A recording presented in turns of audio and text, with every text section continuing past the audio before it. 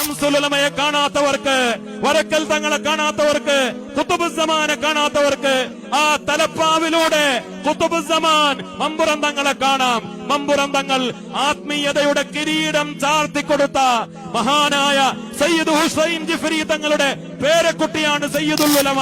മഹാനായ ബാലവി വരക്കൽ മുല്ലക്കോയ തങ്ങളെ കാണാം. അവിടുത്തെ ചൂണ്ടുവരലിലൂടെ നമുക്ക് ശംസുൽ ഉലമയെ കാണാം. അവിടുത്തെ നിലപാടിലൂടെ ശംസുൽ ഉലമയുടെ നിലപാട് കേൾക്കാം. അവിടുത്തെ ആത്മീയ ഉപദേശത്തിലൂടെ ശൈഖുനാ കണ്ണിയത്ത് ഉസ്താദിന്റെ വഴി നമുക്ക് ബോധ്യപ്പെടാം. ഇത് ആത്മീയതയുടെ കബൂലിയത്താണ്. അതിലാരും അസൂയ വെച്ചതുകൊണ്ട് പ്രയോജനമില്ല. സയ്യിദുൽ ഉലമയെ കാണുമ്പോ, സമസ്തയെ കുറിച്ച് പറയുമ്പോ, സമസ്ത എന്ന് കേൾക്കുമ്പോ, സമസ്തയുടെ ഈ പതാക ഉയർത്തിക്കെട്ടുമ്പോ ഈമാനുള്ള സമസ്തക്കാരുടെ മനസ്സിൽ നിന്ന് തക്ബീറുകൾ ഉയർന്നുകൊണ്ടേയിരിക്കും. അത് ആരുടെയും ഭീഷണിക്ക് മുന്നിൽ ഈ ഉമ്മത്തിന്റെ തക്ബീറുകൾ അന്തരീക്ഷത്തിൽ അലയടിക്കുന്നത് ഇല്ലാതാക്കാൻ നിങ്ങൾക്ക് സാധ്യമല്ല.